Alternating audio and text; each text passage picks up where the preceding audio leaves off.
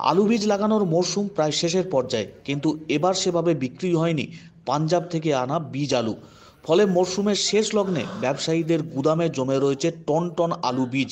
কিন্তু কেন এই অবস্থা? বীজের অত্যধিক দামের কারণেই কি পাঞ্জাবের বীজের প্রতি আগ্রহ হারাচ্ছেন চাষিরা?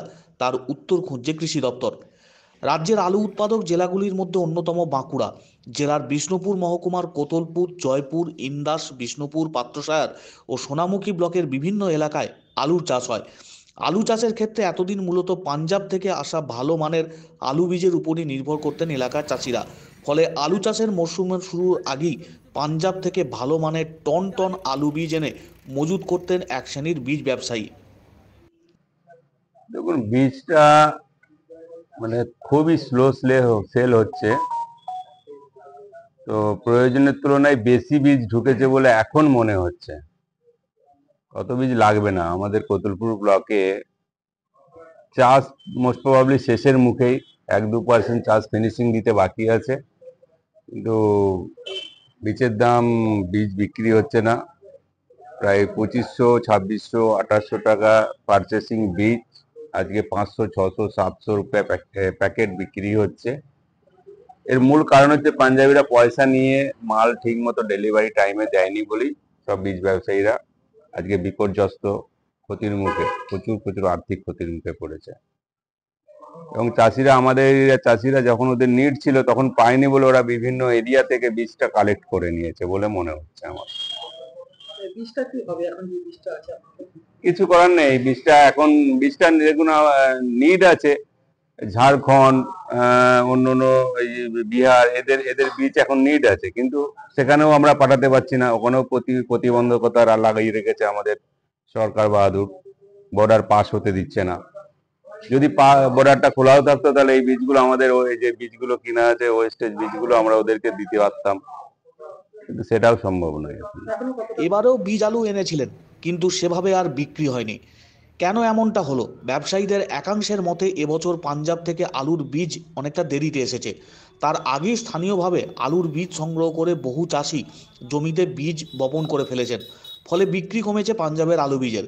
চাষিরা অবশ্য বলছেন অন্য কথা। তাদের বেশিরভাগ যুক্তি, পাঞ্জাবের আলু বীজের অত্যন্ত দাম বেশি হওয়ায় সেই বীজ কিনতে পারেননি অনেকেই। উৎপাদন তুলনামূলক কম হবে জেনেও স্থানীয়ভাবে সংগ্রহ করা বীজের আলুর প্রতি নজর দিয়েছেন চাষিরা। কেউ কেউ অবশ্য অন্য যুক্তিও দেখিয়েছেন। তাদের বক্তব্য, উৎপাদিত আলুর বাজার নিয়ে সরকারি নীতির অনিশ্চয়তার কথা ভেবে ধীরে ধীরে আলুর চাষ কমিয়ে বিকল্প চাষের দিকে ঝুঁকছেন চাষিরা। তার জেরেই কমেছে পাঞ্জাব থেকে আনা আলু বীজের চাহিদা।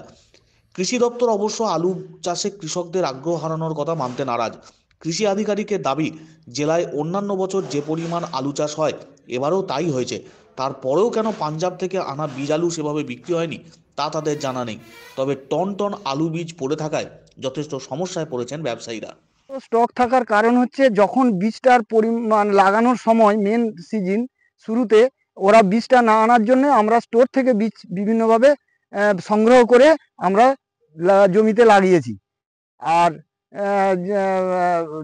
তার জন্য যখন বীজটা না আনার জন্য আজকে বীজের পরিমাণটা বেড়ে গেছে এবং চাষি ব্যবসায়ীদের কাছে পাঞ্জাব বীজটা স্টক হয়ে গেছে। একমাত্র তখন না পাওয়ার জন্যে বা স্টোরের বীজটাকে বেশি ব্যবহার করেছি এখানে সেখান থেকে ক্যান্ড বীজ লাগানোর জন্য। বীজ প্রচুর স্টক হয়ে গেছে, আমাদের বিক্রি নেই, চাষ শেষের মুখে, খুব অল্প। এইসব বীজ 2500 টাকায় বিক্রি হচ্ছিল, এখন সেই বীজ আমরা 500-600 টাকায় বিক্রি করছি। প্রচুর দেনা হয়ে গেছে বীজ বিক্রি করে, আমরা সব লসের মুখে পড়ে গেছি। ব্যাংকের লোনের টাকা শোধ কি করে করবো সেটা নিয়ে আমরা খুব দুশ্চিন্তায় আছি। আলু নিয়ে কোনো সমস্যা আমাদের নেই। আলু আমাদের যা টার্গেট 48,000 হেক্টর লাগানোর টার্গেট, তার মধ্যে 43,500 হেক্টর হয়েই গেছে, প্রায় 90% কাভার করে গেছে।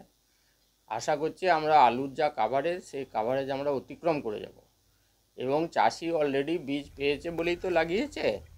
এবার যারা ডিলার বা ব্যবসা করে তারা কোত্থেকে আলু বীজ পেয়েছে বা কী পেয়েছে সেটা আমাদের দেখার কথা নয়।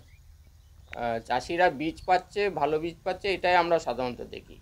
এবার কোনো ডিলার যদি বেশি কিনে এনে রাখে তার দায়িত্ব তো আর আমাদের হতে পারে না।